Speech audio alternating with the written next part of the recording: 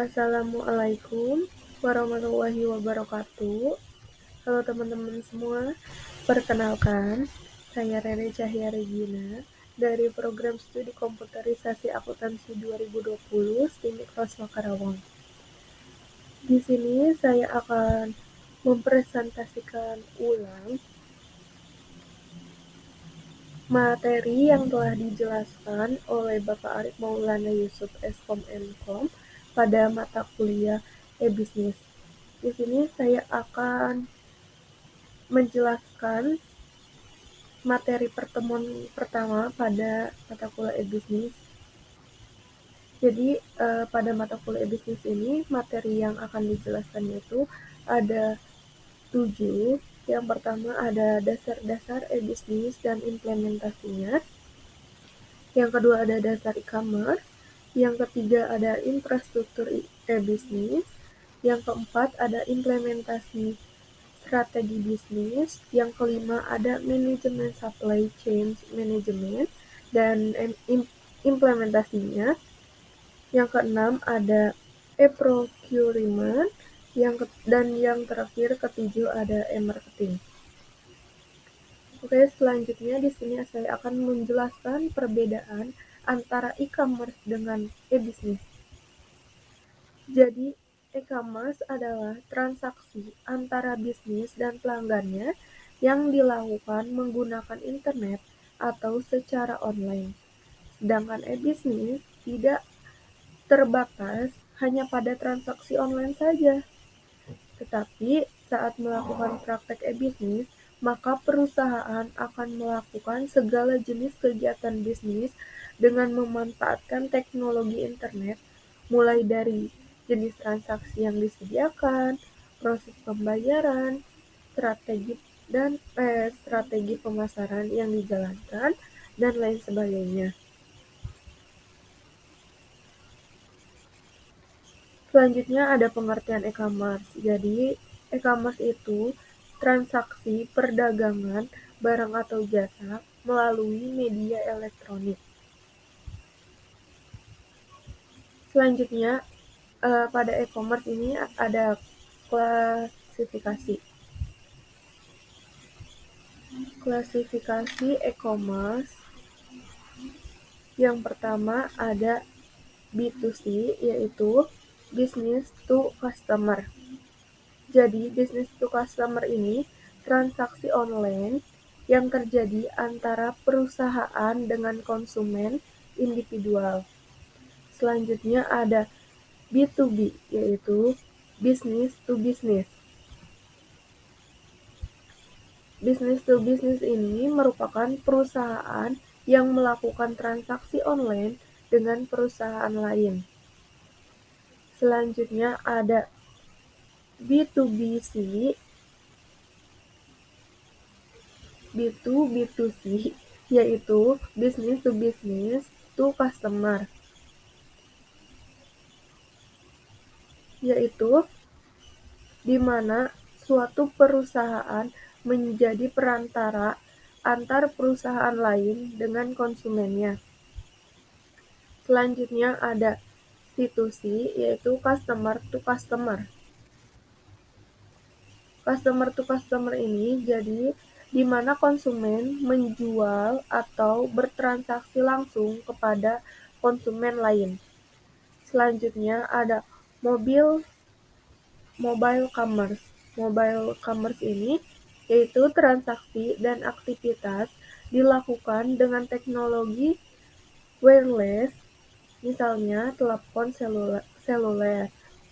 Selanjutnya ada business to employ atau B2E, yaitu di mana organisasi menyediakan jasa, informasi atau produk kepada individu karyawannya. Selanjutnya di sini ada infrastruktur pada e-commerce. Infrastruktur pada e-commerce ini ada 2, yaitu intranet dan internet. Di sini apa sih perbedaan intranet dan internet? Jadi, intranet merupakan jaringan informasi yang lebih sempit atau lebih private dibandingkan dengan internet. Intranet ini hanya bisa diakses oleh lokal saja. Sedangkan internet merupakan jaringan terluas dalam sistem teknologi informasi yang memungkinkan perangkat di seluruh dunia dapat terhubung dan saling berhubungan untuk bertukar informasi dimanapun dan kapanpun. Jadi, perbedaan intranet dan internet itu, intranet hanya bisa diakses lokal saja, sedangkan internet bisa diakses oleh seluruh dunia. Selanjutnya, ada 5 area pendukung 5 area pendukung e-commerce. Yang pertama ada manusia. Manusia di sini yaitu ada pihak penjual, pembeli, staf, dan pihak perantara. Yang kedua ada kebijakan publik. Kebijakan publik itu seperti peraturan legal atau regulasi seperti perlindungan privasi. Yang ketiga ada marketing. Marketing di sini yaitu menjelaskan tentang transaksi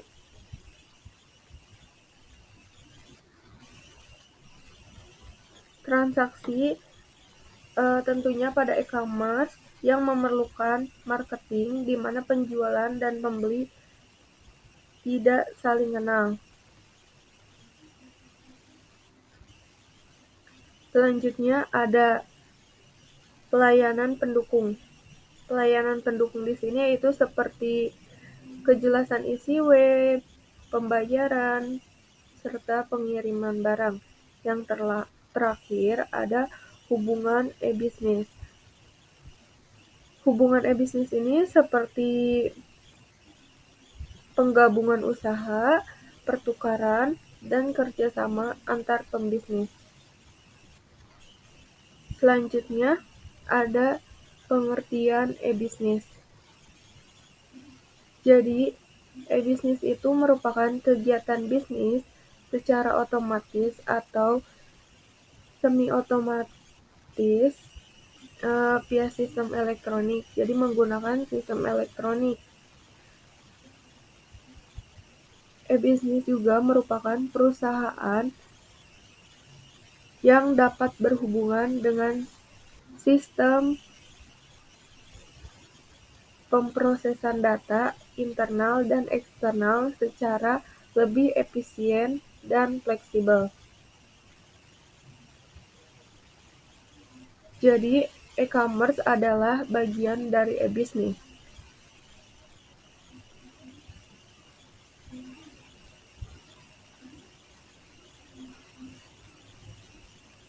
Jadi, e-bisnis ini merupakan supply chain management, yaitu suatu aliran barang, informasi, uang, dan jasa dari melalui para penyalur, pabrik-pabrik, dan gudang sampai kepada pelanggan akhir. Pada e-bisnis ini terdapat komponen supply chain, yaitu komponen ini berperan sebagai proses atau tahapan dari supply chain mulai dari persiapan produksi sampai produk tersebut sampai di tangan konsumennya. Komponen supply chain ini terdiri dari 3 bagian, yaitu ada upstream supply chain, yaitu upstream supply chain ini memposisikan perusahaan manufaktur sebagai penghubung atau penyalur kepada konsumen atau reseller yang memasarkan sebuah produk. Selanjutnya yang kedua ada internal supply chain. Internal supply chain ini merupakan proses input bahan mentah gudang yang dibuat menjadi bahan dasar lalu disalurkan oleh perusahaan. Yang terakhir ada downstream supply chain, merupakan kegiatan yang terdiri atas semua aktivitas pemasaran produk perusahaan.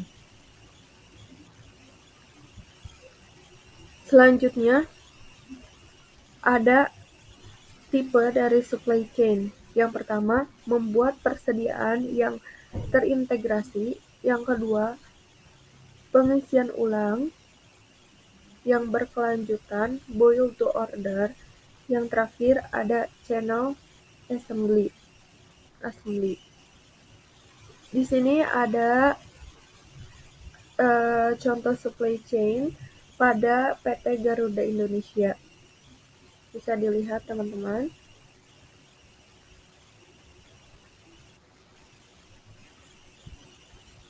Selanjutnya ada juga contoh supply chain pada PT Carrefour pada tahun 2016.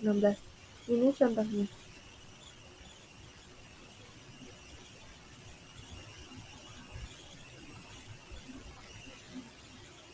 Oke, sekian penjelasan atau presentasi yang dapat saya jelaskan. Terima kasih